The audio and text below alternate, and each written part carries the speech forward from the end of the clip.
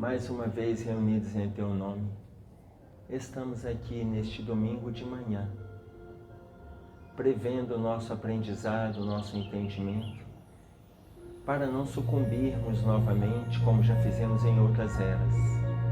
Agradecido, Senhor, pela possibilidade de colocarmos em prática os Teus ensinamentos, de lutarmos para vibrar nesse diapasão de espiritualização íntima, de espiritualização social e familiar, mas acima de tudo, de contarmos com a contribuição dos orientadores espirituais que tanto têm feito para nós no dia a dia, nesta hora de transição, onde os nossos corações tumultuados ainda não se libertaram das dificuldades que a Terra propõe, em função de sintonias criadas no passado. Gostaríamos, Senhor, de contar com a Tua presença no nosso ambiente e que nós saibamos, de uma forma ou de outra, dentro do que dermos conta de assimilar, colocarmos em prática no nosso dia a dia. Fique conosco, que assim seja. Que assim seja, Pai.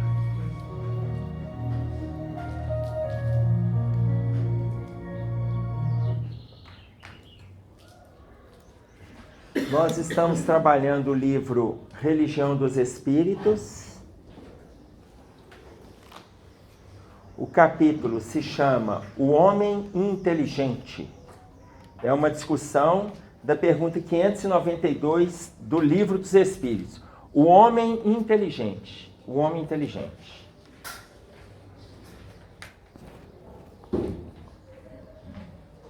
O que é ser inteligente? É a capacidade de se adaptar a novas situações. Capacidade de se adaptar às novas situações. Então o cachorro é inteligente. Dentro da perspectiva, sim. O cachorro tem a mesma inteligência que a gente? Não. Qual o nome, então, que nós damos para o comportamento dele que se adapta? Não, Tem nada de instinto? é do Skinner lá. Do Skinner lá, como é que é o nome? Repetição. Do trem lá, que trem lá que o Skinner inventou? Condicionamento. Condicionamento. Os animais se condicionam, a gente se adapta. Porque aquilo que a gente não quiser se adaptar, a gente não se adapta. Se eu não estou adaptado a uma determinada moradia, eu mudo. Se eu não estou adaptado a determinado emprego, eu mudo. Se eu não estou adaptado a determinado curso, eu mudo. O cachorro, se ele não estiver adaptado àquela família, ele tem que ficar. Ele tem que ficar. Tá claro? Ainda mais se ele estiver acorrentado, aí ele tem mesmo. Tá claro? Então, o que é inteligência? É a aplicação de tudo isso que a gente conhece. Vamos pegar um exemplo nosso aqui. Nosso cérebro, ele capta ao longo de uma vida média de aproximadamente 70 anos, nós podemos absorver aproximadamente 25 milhões de volumes de uma enciclopédia em informações. 25 milhões de volumes de uma enciclopédia em informações. Numa vida média de 70 anos. Nós captamos, só para vocês terem uma ideia do nosso potencial, nós captamos aproximadamente 100 milhões de informações por segundo. 100 milhões de informações por segundo. Eu vejo aqui, por exemplo, uma série de coisas, estou vendo uma série de roupas coloridas, são informações que estão chegando. As nossas percepções, isso tudo somado, em um segundo, dá uma média de 100 milhões de informações que vão chegando para nós. Tá claro? Nós temos aproximadamente 100 bilhões de neurônios. 100 bilhões de neurônios. Nós temos no corpo 60 trilhões de células. Só de neurônios nós temos 100 bilhões. Se nós pegarmos os neurônios e separarmos um por um as suas fibras conectivas, se nós conseguirmos separar e ligar um no outro, forma 970 quilômetros só de fibra conectiva no nosso córtex. 970 quilômetros por centímetro cúbico. O nosso cérebro, ele pesa aproximadamente 2% do peso geral do nosso corpo. 2%. Imagina o potencial que nós temos aqui. E o texto se chama O Homem Inteligente. Então, como que nós estamos utilizando a nossa inteligência? Como que nós estamos aplicando a nossa inteligência? Como que a gente tem utilizado? É em favor ou contra? O que a gente tem feito? Tá claro? Fala, Valdemir, você quer dizer alguma coisa? Tem um Nissan Prata, tá com o vídeo de trás aberto. O inicial da placa é QXB. Já achou? Obrigado. Não. Então imagina como que a gente está lidando com esse potencial. Nós temos aqui. Como que nós estamos aplicando isso no dia a dia? O texto se chama O Homem Inteligente. Ele vai discutir para a gente, a pergunta 592 do Livro dos Espíritos. Olha a pergunta 592. Se, pelo que toca à inteligência, comparamos o homem e os animais, parece difícil estabelecer-se uma linha de demarcação entre os homens e os animais. Se a gente comparar a inteligência como sendo o movimento dos dois, parece difícil estabelecer uma separação. Porquanto, alguns animais mostram, sob esse aspecto, notória superioridade sobre certos homens. Tem animais que são superiores aos homens, não tem? Vocês estão na dúvida. Aqui é uma afirmativa, isso não é pergunta não, tá?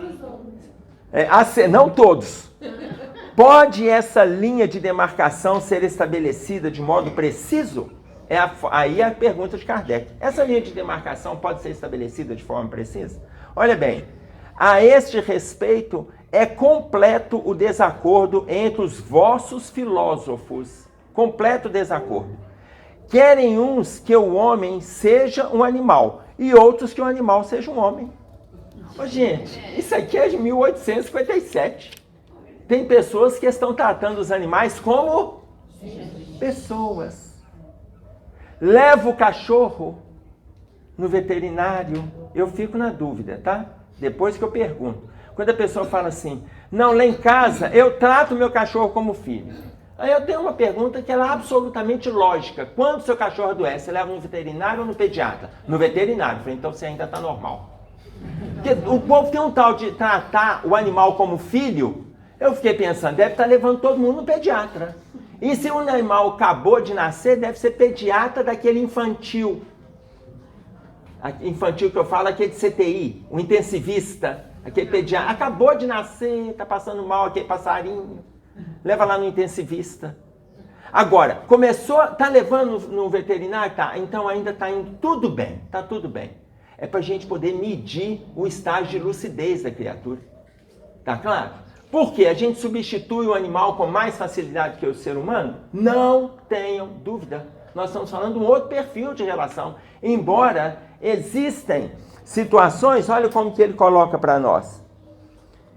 Querem uns que o homem seja um animal e outros que o animal seja um homem. Estão todos em erro.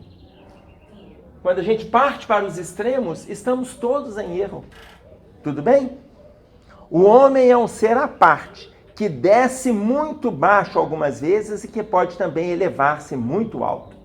O homem é um ser à parte. A gente pode diminuir muito, agredir muito o nosso quadro evolutivo. Por exemplo, vamos pegar um exemplo concreto. Quando Divaldo Franco estava visitando campos de concentração de Sobibor, na Áustria, e Mauthausen, na Polônia, quando ele estava visitando, no final do século XX, ele visitando os campos de concentração, ele viu um grande deserto, e ele vendo aqueles desertos ali, ele viu espíritos que ainda estão lá nos campos de concentração. Nos dois. Ele viu espíritos de nazistas que estão sacrificando judeus. Ele viu judeus revoltados com ódio, ameaçando os militares nazistas. Na hora que Divaldo viu o sofrimento, e ele viu, em meio a esse sofrimento, as situações de calamidades, de atrocidades que estavam fazendo ali, em espírito. Divaldo colocou, eles não sabem que a guerra acabou há mais de 50 anos. Eles não sabem. Quanta atrocidade. Que animais. Quando ele viu as atrocidades, ele fala, que animais. A mentora espiritual dele, Joana de Ângeles, coloca assim, são homens, meu filho. São homens.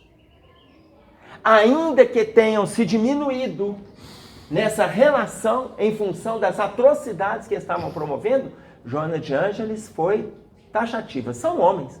Por quê? Porque é o estado íntimo da criatura que estava sendo apresentado ali. Está claro isso?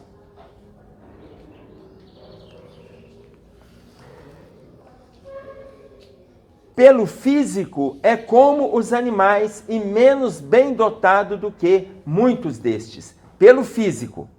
Os homens são como animais, pelo físico. Em algumas coisas muito menos dotado. Um homem pode correr demais, ele pode ser um dos maiores corredores do mundo. Jamais ele vai correr como um cavalo.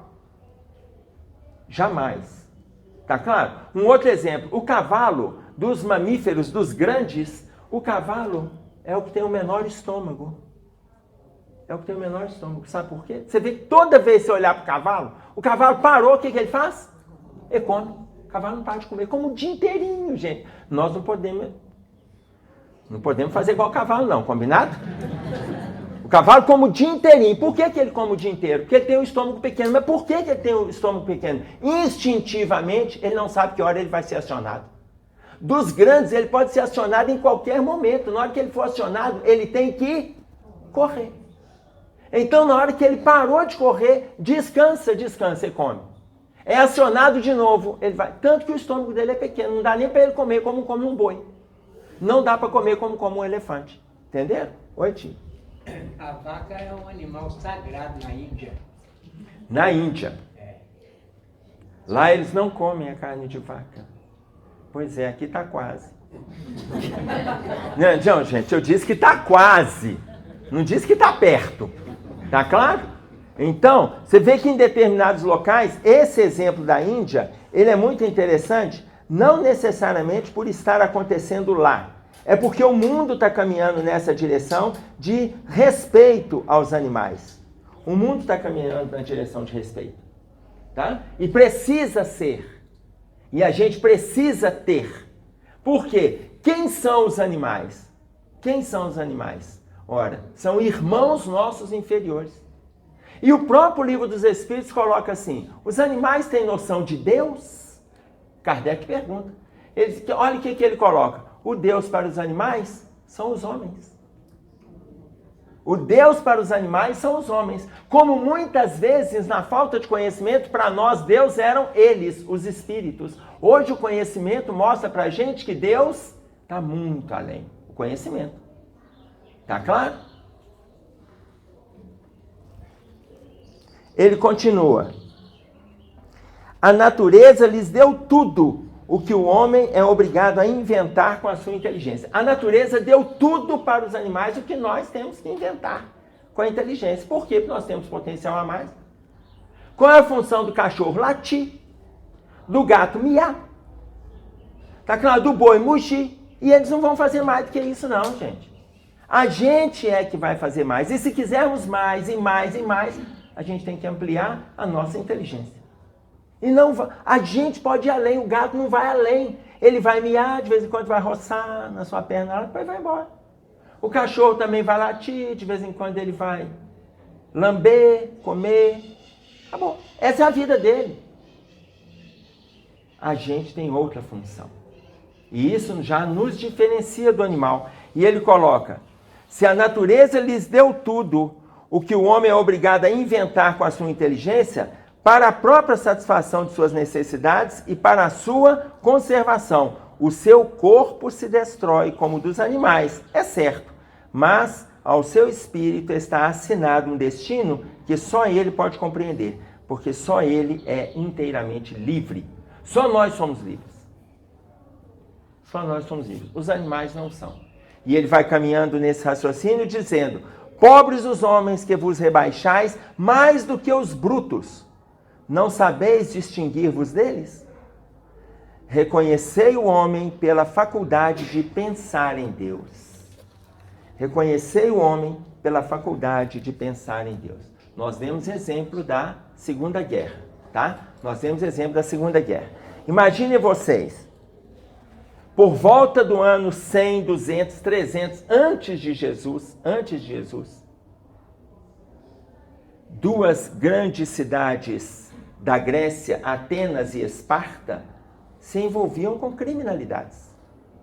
As crianças que nascessem do sexo masculino, saudáveis, elas eram desde criança preparados para pegarem armas, lanças e espadas naquela época. As crianças que nascessem do sexo feminino, saudáveis, elas eram preparadas para participar de desfiles primaveris. Quando as cidades estavam em paz e tinha desfile primaveril, quem ganhava os desfiles normalmente eram as mulheres de Atenas e não as mulheres espartanas. As mulheres de Atenas eram consideradas as mulheres mais belas do mundo, porque elas venciam os desfiles primaveris. Mas os homens espartanos eram considerados os homens mais fortes do mundo, porque quando as duas cidades entravam em litígio, quando entravam em guerra, os homens espartanos é que venciam a guerra, e eles eram considerados os homens mais fortes do mundo. Mas as crianças que nascessem do sexo masculino ou feminino, com alguma deficiência física, elas eram lançadas vivas no bueiro da cidade, para que os ratos consumissem com seus corpos. Ô, gente, cena de grande atrocidade. Eu estou fazendo referência a 100, 200 anos antes de Jesus. Quase 2000 anos depois, nós temos a Segunda Guerra Mundial. Que em 6 anos de guerra, de 1939 a agosto de 1945, foram mortos 6 milhões de judeus, 10 milhões de católicos, 1.900 sacerdotes, 20 milhões de russos. Até aí, já somamos um pouco mais de 35 milhões de pessoas. 6 anos de guerra. Mas as referências bibliográficas que a gente tem foram mais de 40 milhões de mortos, além daqueles que não eram russos, católicos, judeus e sacerdotes. De outras nacionalidades, já somam mais de 5 a 7 milhões de pessoas. 6 anos de guerra, gente. Quando a gente volta na Grécia Antiga e vê o estado animalesco com que as pessoas tratavam outras pessoas, nós vemos aqui a Segunda Guerra Mundial no meio do século XX. Que desastre que foi. Tá claro? Como o nosso tema é o homem inteligente, em verdade o homem inteligente não é aquele apenas que calcula, mas sim o que transfunde, ou seja, o que transfere o próprio raciocínio e emoção para compreender a vida e sublimá-la. Ser inteligente não é ter QI alto. Qual é o nosso QI médio? 100. Médio, 100. 90. O nosso QI varia quanto, hein? O nosso QI. Varia de quanto? 90. O nosso QI. O nosso é quanto? Entre 90 e 50. Não, 50 vocês estão apelando também, né? O nosso QI varia de 90 a quanto? 90 a 140 Newton. Einstein. 90 a 110 é o nosso QI. O nosso QI varia de 90 a 110. Passou de 110, já é de 111 a 120, é o chamado indivíduo criativo. Mas o criativo, ele já é considerado superdotado. O criativo já é superdotado. Então, de 111 para mais, ele já é considerado superdotado. 111 para mais. Ok? O abaixo de 90, então vou colocar aqui 89. O 89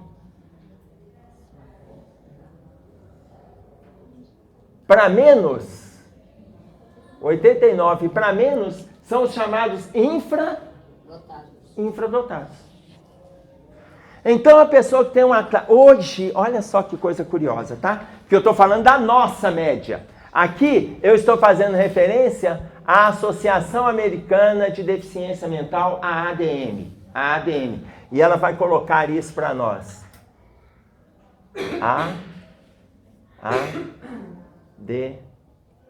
ADM. A Associação Americana de Deficiência Mental, ela vai colocar para nós que essa é a média, essa aqui. Naquela época, por exemplo, no livro O Indivíduo Excepcional de Charles Telford e James Salway, os dois que são americanos e fazem esses estudos aqui, eles colocam para nós. Infradotados, os que estão abaixo de 89 para baixo, 90 a 110, os normais, acima de 110, 111 em diante, superdotados. Ok? Hoje, se essa associação fizer os mesmos estudos, porque nós já temos estudos, não que a associação tenha feito, tá? Nós temos estudos já colocando que o QI hoje menor já está sendo considerado não infradotado, já está normal, 85. Principalmente das últimas gerações, né? Das últimas gerações. Por quê? O QI mais baixo. Por quê? Que o QI mais baixo já está considerando assim, já está normal. 85 que é infradotado, hoje 85 já está normal. Sabe por quê? Porque as pessoas estão emburrecendo, e eu colocar essa palavra entre aspas. Emburrecendo. Tá? Emburrecendo no sentido de paralisar o raciocínio. As pessoas hoje, gente, não estão dando conta de coisas simples. Simples, que é escrever corretamente. Quer coisa mais simples do que isso? Para a nossa geração? Para nós que eu estou vendo vocês aqui da faixa de 55, 60. Tá? As pessoas não estão dando conta de coisas simples. Eu tenho um amigo que ele é juiz, que ele falou assim, estou esvaziando as prateleiras lá da minha sala. Eu falei assim, por quê? Você está conseguindo adiantar? Conseguiu vários, até com mais estagiários e tal? Não, eu resolvi devolver os processos. Eu falei, devolver? Como que você está devolvendo? Eu não aguento mais a porcariada que chegam nos processos. Os advogados estão escrevendo muito mal. Os assessores deles estão escrevendo muito mal. E a língua portuguesa ela é muito rica. Uma palavra pode ter vários entendimentos. Às vezes você vai, aí o processo vai e volta. Você não fecha o caso daquela criatura?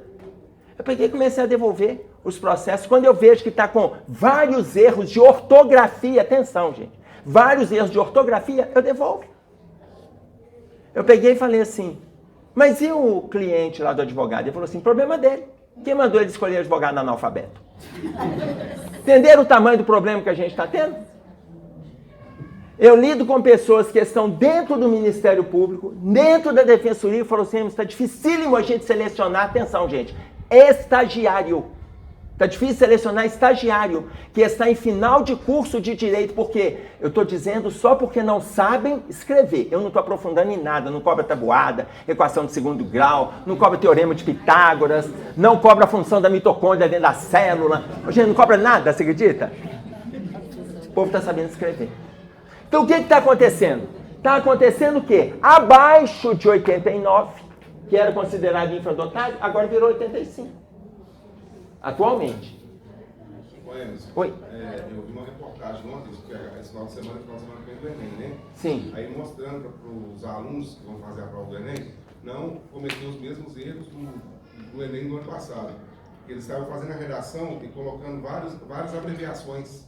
Tipo assim, você, só o V, C e tal, e aí perdendo vários pontos na redação por isso. Sim. Olha que interessante, não escrever na redação aquilo que escreve todo dia, o dia inteiro para todo mundo. Não pode usar na redação. Virou sofrimento, não virou? Virou sofrimento, porque escreve todo dia, o dia inteiro, para todo mundo. Ele vai escrever sempre abreviando. E como o celular, ele já te favorece na abreviatura, que você já vai direto lá em cima. E aí você vai só clicando ali, sai um texto. Oi? Estão discutindo isso. Baseado até na cultura norueguesa, que eles começaram a fazer esse movimento lá de ajuste. Aliás, na Noruega começou em janeiro deste ano. Está proibido a entrada de celular, de computador dentro das salas de aula. Na escola, só o setor de administração, nem profissionais. Está proibido. E lá na Noruega é o seguinte, não tem estudo. Ah, a prefeitura da cidade tal está estudando, o estado, o governador está estudando. Isso é lei federal. Pronto, acabou. Não se discute fim. Não se discute fim. Proibiu. Tá claro? Aqui. Podendo senhorear as riquezas do mundo, abstém-se do excesso para viver com simplicidade. O que é um homem inteligente? Podendo senhorear as riquezas do mundo, abstém-se do excesso para viver com simplicidade, sem desrespeitar as necessidades alheias. Sem desrespeitar o outro. Aquilo que ele tem, ele vai oferecer, ele vai auxiliar, ele vai acolher, ele não vai desrespeitar o outro. Tá claro isso? Guardando o conhecimento superior, não se encastela no orgulho, mas aproxima-se do ignorante para auxiliá-lo a instruir-se. Ele não vai se encastelar no orgulho por ele ter conhecimento disso ou daquilo. Ele vai fazer o quê? Divulgar. Divulgar. Tá claro? Se ele vai divulgar, ele vai trazer para nós, em nós, o conhecimento. E aí, eu quero lembrar para vocês um poeta, escritor, que se chama Ledo Ivo. Ledo Ivo, que nasceu em Alagoas, me parece que ele é de 1926 e desencarna em 2012. Ledo Ivo, ele desencarna na Espanha, ele nasceu em Alagoas, era poeta, escritor, cronista, jornalista. Ele tem uma frase muito simples. O que sobra é a obra. O resto só sobra. O que sobra é a obra. O resto só sobra. Ou seja, o que nós estamos fazendo? Porque o que sobra, a gente vai desencarnar. Todo mundo vai, gente. Todo mundo vai. Tá claro? O que sobra é a obra. O que a gente está deixando? Olha a questão do conhecimento aqui. O que a gente está deixando? Todo mundo vai. Ora, eu não quero ir, mas eu vou. Ninguém gostaria de ir, mas vai. Mas por que a gente não gostaria? O que faz com que a gente teme esta hora? Por que a gente nem fala desse assunto? Por que a gente nem fala disso? Ensinaram para nós que morreu, acabou. Acabou aqui. Tem um destino. Qual o destino? Ah, o céu. Tem um céu nos esperando. O que foi ensinado para nós, não foi isso não. Ensinaram para a gente, olha, gente, nós viemos da igreja. Aprendemos com a igreja, aprendemos um monte de coisa na igreja. O que foi ensinado para nós, que o inferno nos espera. E o pior do inferno, o pior, você queima. Ô, gente, mas não acaba o fogo? Porque, gente, tudo que queima não vai ficar destruído. Depois acaba, para. Lá não. Ensinado para nós que é o fogo. Guardaram, né? Isso aí vocês guardaram. É o fogo eterno, a gente fica queimando, aquele inferno não acaba. Porque pelo menos você sabe que vai queimar, mas uma hora acaba. Nossa, ainda bem, sobrou aqui uma casquinha. Sobra nada e vai queimando, é o fogo eterno. Foi ensinado isso para nós. Veja, foi ensinado e a gente vem absorvendo isso. Ptolomeu foi filósofo, astrônomo, cientista que viveu entre o ano 100 e 200 antes de Jesus. Ele coloca para nós que existem 11 céus. Ô, gente, Ptolomeu é bacana demais. Ele fala que a gente vai para o céu. São 11. A gente vai se achar lá em alguma camada, a gente se encontra. Ô, gente, é ou não é uma gentileza? Só que o senso comum diz para nós que... Aí vem, Ptolomeu falou em 11. Os muçulmanos acreditam em 9 céus. 9 céus. O senso comum fala em 7 céus. Daí surgiu uma novela. Qual a novela? Sétimo céu. Só para saber se vocês estão atualizados com a Rede TV. Surgiu o sétimo céu. Os cristãos falam para nós em 3 céus. Fazendo referência a Paulo, conversando com os hebreus. O ar, esse que a gente visualiza. A galáxia, segundo céu. E a morada de Deus. Paulo faz referência a esses 3 céus. A espiritualidade mostra pra gente outra forma. Plano físico e plano espiritual. Pronto. A decisão nossa é para qual região do plano espiritual que a gente irá. E essa decisão é nossa. Essa é nossa. Essa decisão é nossa. Ah, mas tem gente que vai para o inferno. Tem gente que já vive o inferno aqui, gente. Ela não vai, não. Ela já está. Ela não vai. Ah, mas depois que morrer... Que mané depois que morrer, gente? A pessoa já está morta, viva. Quem não tem perspectiva já está morto. Quem não tem sonho, não tem regras, não tem predisposição, não tem boa vontade, não tem mudança, não tem mudança, não tem mudança. Não tem mudança nas atitudes mentais, emocionais e nas sociais. Não tem mudança, está morto. Então Ptolomeu colocou para a gente lá em 11 céus. Mas veio a ideia do inferno. A igreja, entendendo que não podia ficar assim. Céu, inferno, todo mundo vai ou para o céu ou para o inferno. No céu, a felicidade completa. O inferno, o fogo eterno. Vai todo mundo para o inferno. Quem mente vai para o inferno. Quem mata 15 vai para o inferno. Todo mundo encontra lá. Não pode, gente. Tem que ter uma gradação diferente aí. Tem que ter uma gradação. Foi feita a gradação. Criou o purgatório. Tá claro? O Papa Gregório I, que viveu conosco entre 593 a 604, que era um budista, extremamente envolvido com o diálogo, extremamente envolvido com a dor das pessoas, o Papa Gregório I, ele criou, no Concílio de Trento, a questão do purgatório. Por quê? Porque a pessoa tem que ter uma chance. Ela morreu, não sei o quê, está sofrendo, cometeu os enganos, mas ali, naquele sofrimento purgatório, ela tem uma chance de pular para o céu. Ah, gente, é um saltinho só. É só um salto, mas é uma beleza. Por quê? Porque alimenta pra gente o quê? Esperança. A esperança. Tá claro isso? Então, imaginem vocês, voltando à fala de Lê do Ivo, o que sobra é a obra, o resto só sobra, o resto afunda. O que sobra é a obra. O que nós estamos fazendo? Qual tem sido o nosso movimento nas relações sociais? Enquanto pessoas inteligentes, enquanto pessoas inteligentes, vibrando num QI de 90 a 110, com o potencial que a gente tem, o que a gente está fazendo? Qual é a nossa obra? O que a gente vai deixar aqui? O resto só sobra, olha, a questão material, os ganhos, tudo vai ficar aqui. Só sobrar é afundar. O resto só sobra. A gente não leva nada.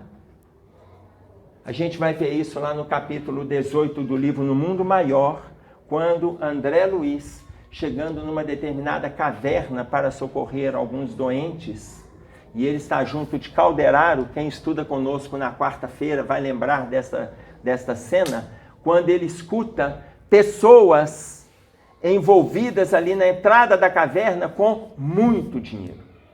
E eles descobriram uma mina de ouro, e eles vão abraçando o ouro ali, e eles vão se deliciando com tanto dinheiro, e vão conversando entre eles. Um deles chega e fala assim: gente, será que isso tudo não é ilusão, não? Onde é que está a nossa família? Onde é que estão os nossos amigos? Só tem a gente aqui, com esse ouro todo, a gente precisa, olha só, a gente precisa voltar para casa. Mas aonde a gente vai guardar isso tudo? Aí uns falam com ele, que isso? Isso não é loucura, olha o dinheiro que a gente está abraçando. Quando este senhor fala isso, o André Luiz reconhece, essa voz não me é estranha. De quem que é a voz, Márcia? Do avô dele. A voz é do avô. E aí no momento que ele reconhece que a voz é do avô, ele começa a aproximar, e aí Calderaro fala, ele está apresentando um ponto de lucidez. Precisa ser acolhido. E ele começa a conversar com os outros no sentido de mostrar para eles, aquilo ali pode ser um engano, será que aquilo tudo é verdade? E o que eles estavam abraçando?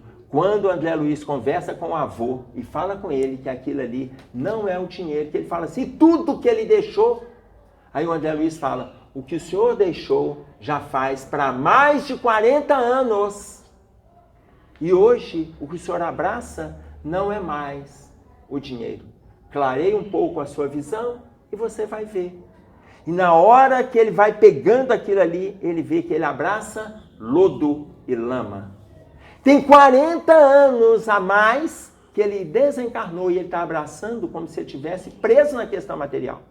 O resto só sobra. Desencarnou rico. Desencarnou rico. Só sobrou. Tá claro? Oi, meu filho. Oi, é que eu fico pensando quando... Fala alto para nós. Eu fico pensando quando traz as informações das zonas olímpicas, né?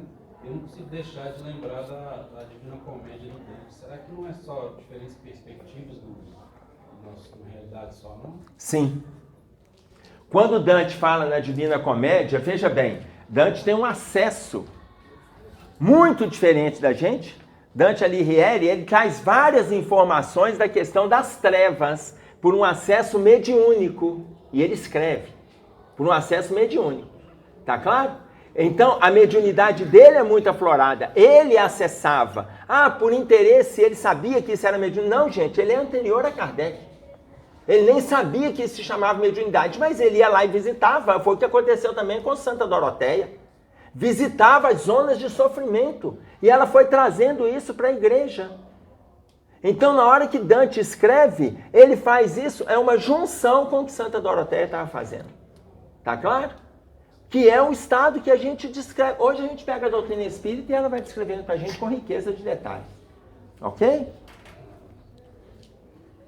O Emerson, na verdade, Dante desdobrou, visitou os locais sem ter essa percepção espiritual, né?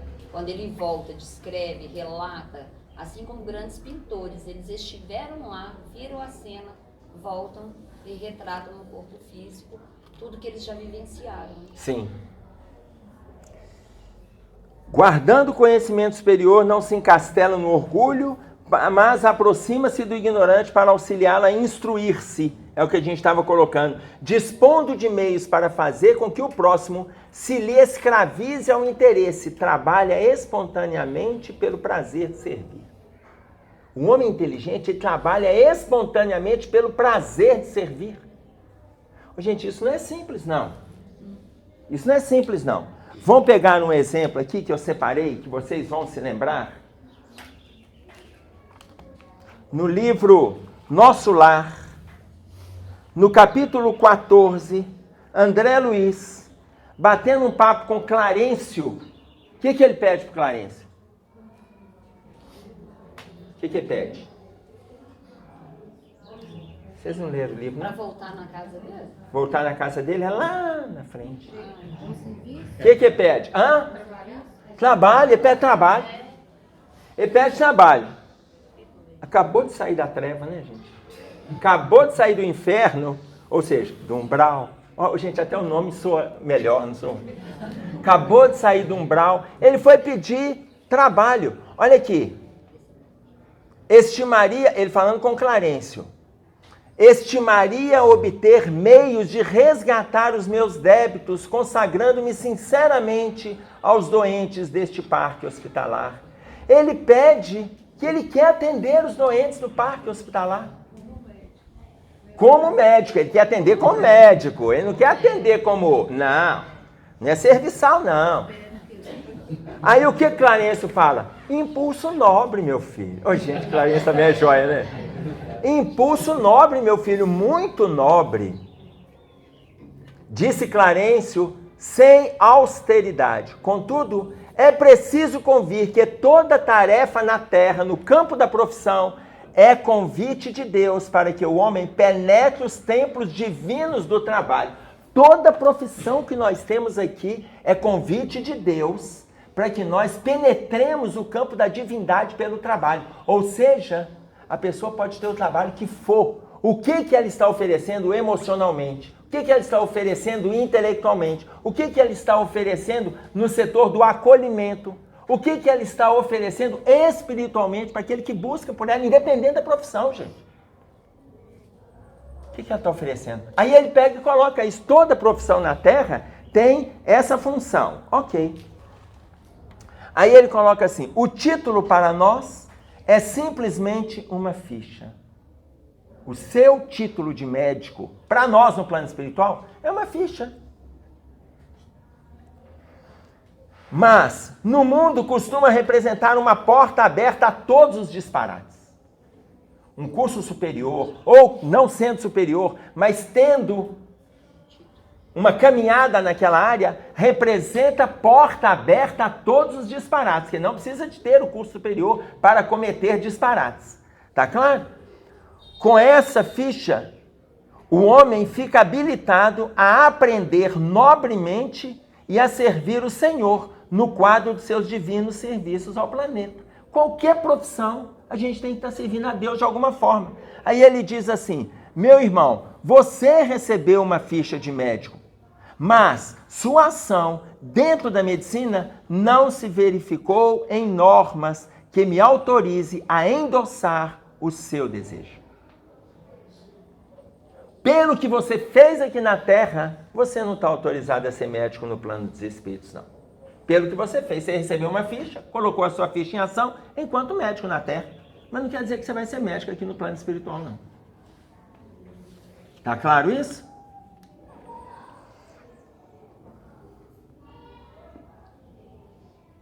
E aí ele coloca, pois como transformá-lo de um momento para outro em médico de espíritos doentes, quando você fez questão de circunscrever observações exclusivamente à esfera do corpo? Como é que você vai ser médico aqui, se nem na Terra você preocupou com o emocional das criaturas? Que aqui nós vamos tratar de espírito. Lá você cuidou só do corpo, você não preocupou com o espírito de ninguém. E outra, só cuidou do corpo em qual situação, gente? Preocupado em receber. Preocupado em receber. Tá claro? Mesmo preocupado em receber, 15 anos de medicina, ele fala aqui para nós, 15 anos de medicina. Quantas receitas ele deu? Gratuita? Nenhum. Vocês estão muito ruins com o André Luiz. Até vocês estão doidos para ele ficar no inferno mesmo. Ô, gente, quantas receitas ele deu gratuita? Gratuita. 6.000. Olha o que Clarencio fala. Mais de 6.000 receitas gratuitamente. Sabe para quê? Para ficar livre do paciente. Muito legal, não é? Só para, sai fora da porta do meu consultório aqui. Não aguento mais esse pedido. Então ele foi lá, tinha paciente que ele nem olhava. A secretária falava, ele fazia, entregava para a secretária. Aqui. Nos 15 anos de sua clínica, você proporcionou receituário gratuito a mais de 6.000 necessitados. Atenção, na maioria das vezes praticou esses atos meritórios absolutamente por troça. O que é troçar? É zoando. Zoando. Por zombaria. Praticou esses atos meritórios, mas presentemente pode verificar que, mesmo sendo por troça, o verdadeiro bem espalha bênçãos em nossos caminhos. Desses beneficiados, quantos não se esqueceram dele? Gente, vocês são muito pecador. Quantos não esqueceram dele? Não esqueceram.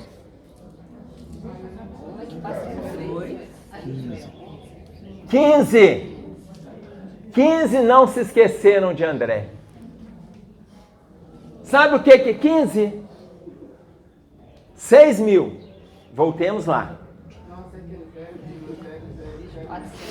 Não, mas eu fiz a conta certa.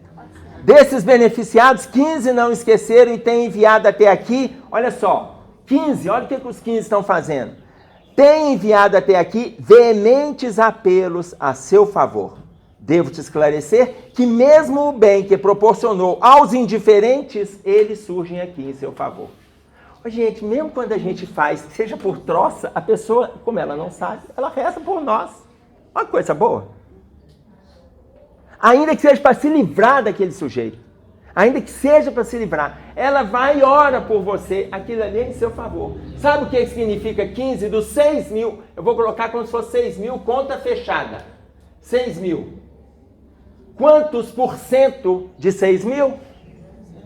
Não, tem nada de 0, 0, eu pedi o povo aí, fizeram tanta conta que a resposta errada veio. De tanta conta que fizeram. Aqui, 0,25%. 0,25% são aqueles que fizeram... Tá, não. Deixa aqui. Eu vou deixar aqui porque da última vez colocaram 7 zeros aqui. Eu falei, gente, acabaram com o André. Nas minhas contas, que não sou da matemática, deu 0,25% do total.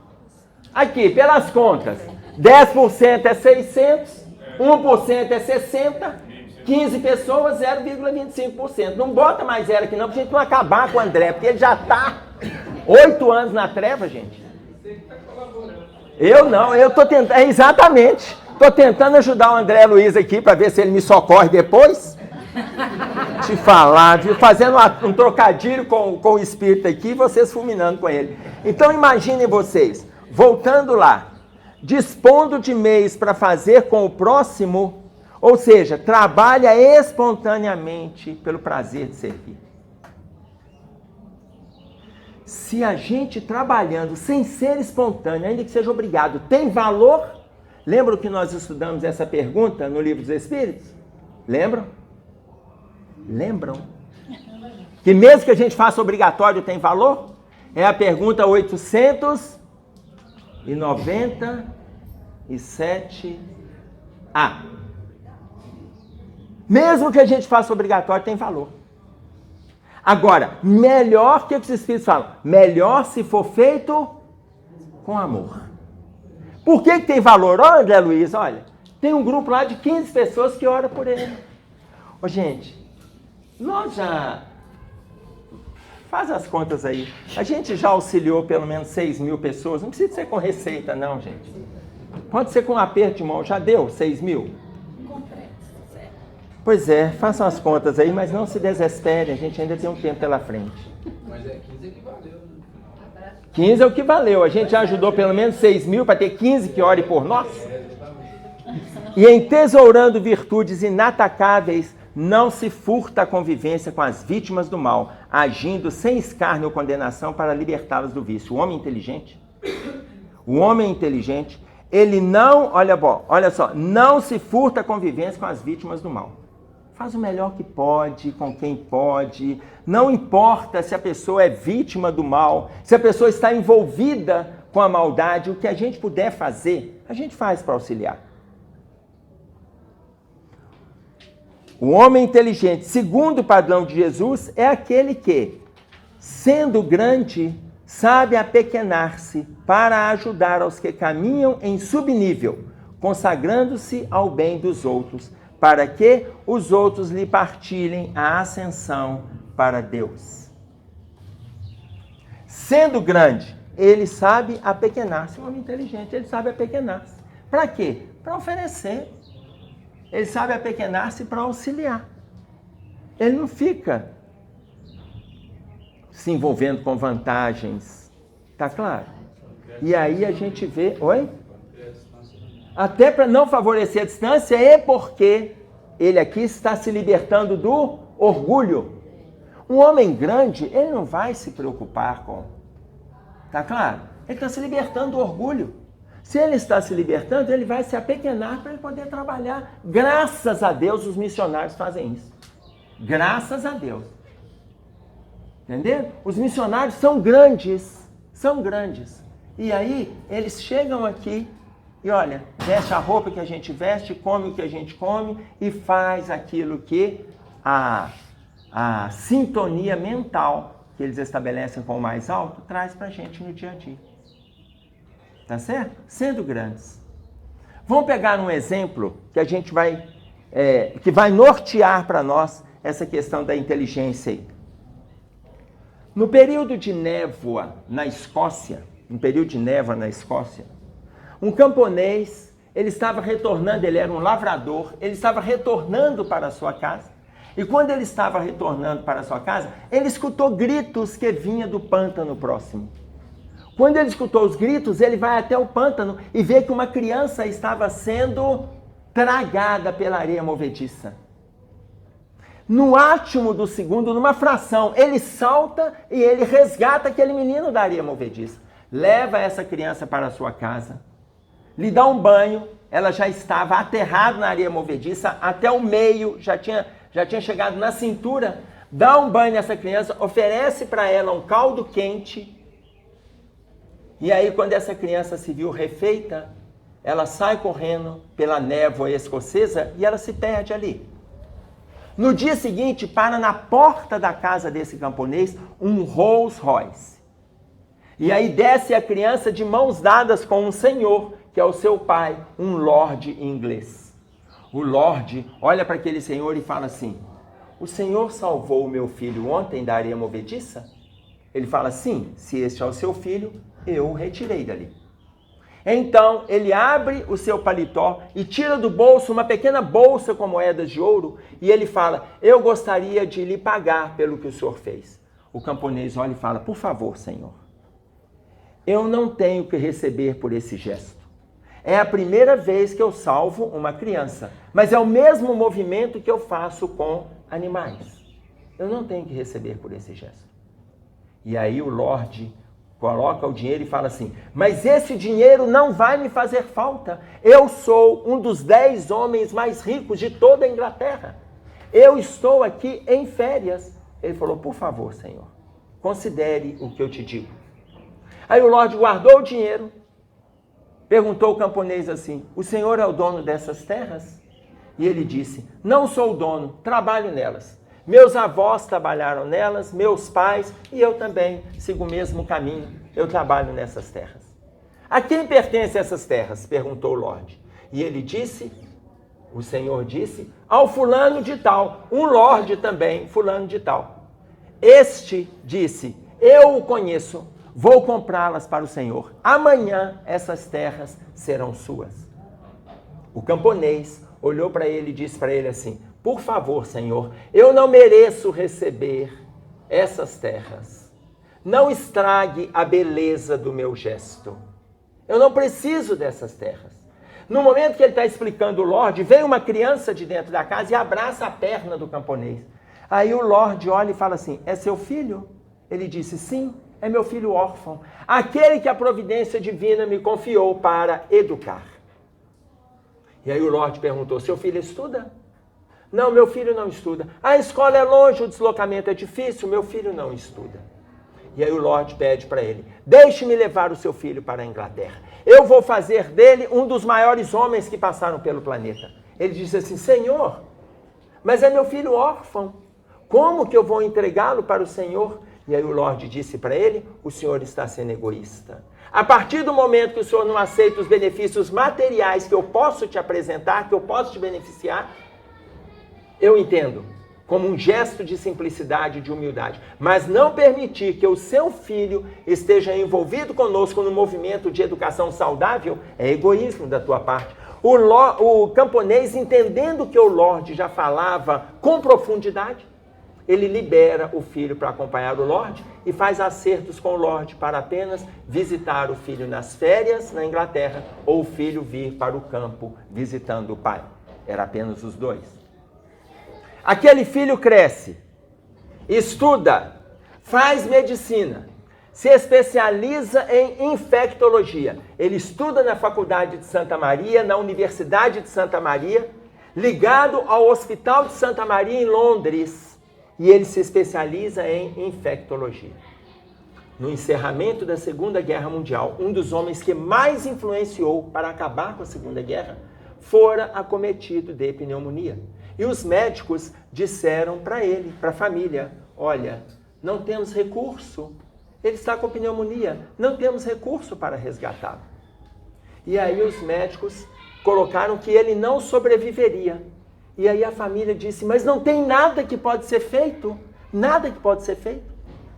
Os médicos disseram assim, existe um jovem infectologista que tem trabalhado no antibiótico, mas ainda não foi testado em pessoas, só foi testado em animais. E aí ele disse, então aplica no nosso paciente, se aplicar no nosso paciente, qual é a chance dele sobreviver? Os médicos disseram 10%. A família disse, então ótimo, porque ele tem 100% de chances de morrer se não aplicar nada. Se aplicar, ele tem 90% de chances de morrer, então aplica. Chamaram o médico aplicou o medicamento, uma semana depois ele estava parcialmente restabelecido, 2 semanas depois ele estava completamente curado.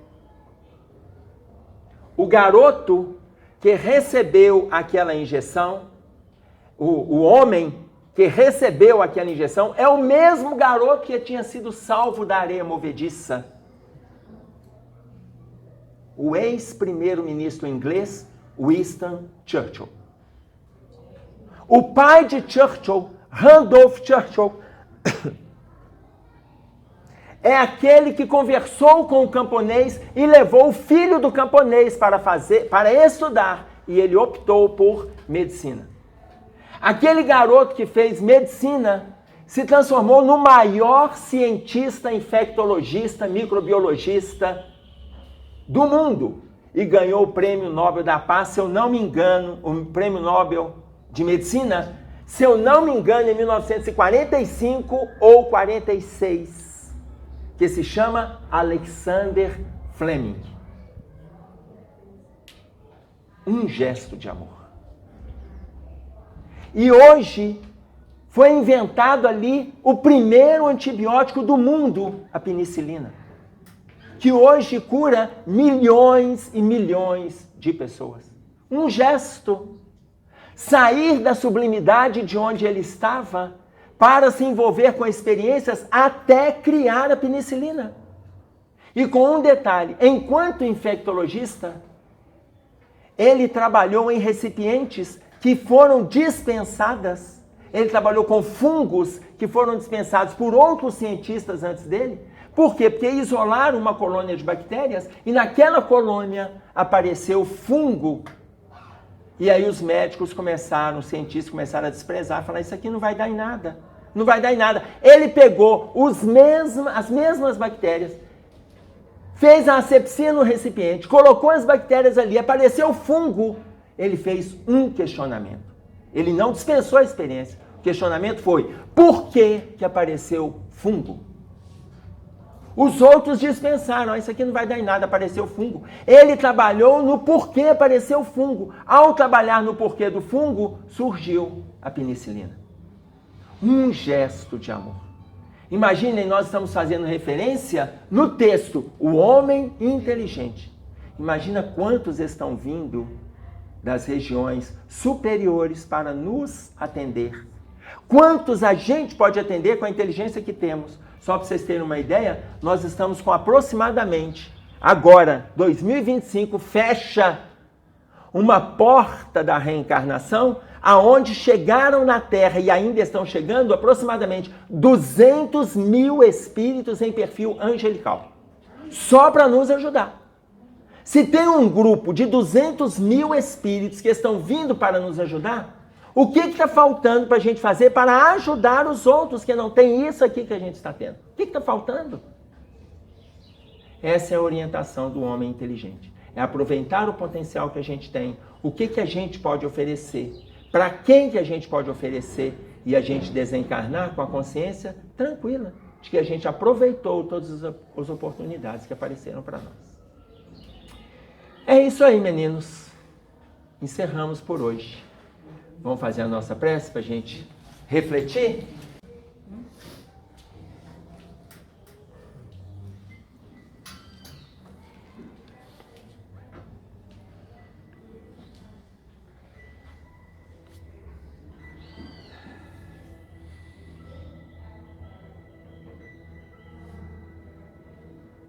Pai nosso que estás nos céus, santificado seja o teu nome.